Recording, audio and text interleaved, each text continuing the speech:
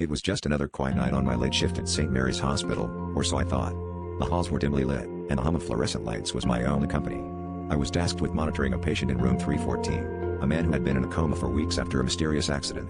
As the clock ticked past midnight, a strange urge pulled me to his bedside, where I noticed something unusual, his fingers twitching rhythmically, like he was playing an invisible instrument. Just as I leaned in closer, his eyes shot open, and he began speaking a language I hadn't heard in years, my grandmother's ancient dialect, a language I thought only I remembered. The words flowed from his lips, a haunting melody that sent chills down my spine. He spoke of things no stranger should know, my childhood memories, long-buried family secrets, and a foreboding warning of danger lurking within the hospital's walls.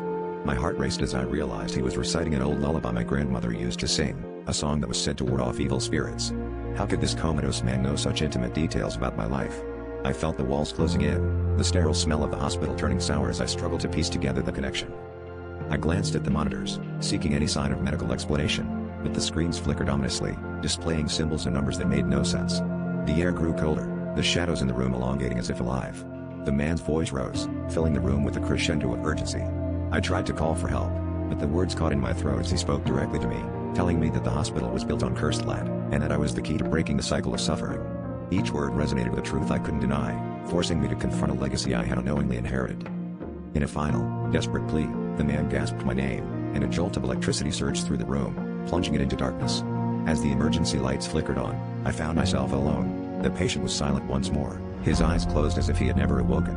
Yet, the echo of his words lingered in my mind, entwined with the rhythmic beeping of the machines. I realized then that I was bound to the hospital and its secrets, a guardian of its haunted quarters. And as I stepped into the hallway, I knew my life would never be the same, for the shadows had claimed me as their own.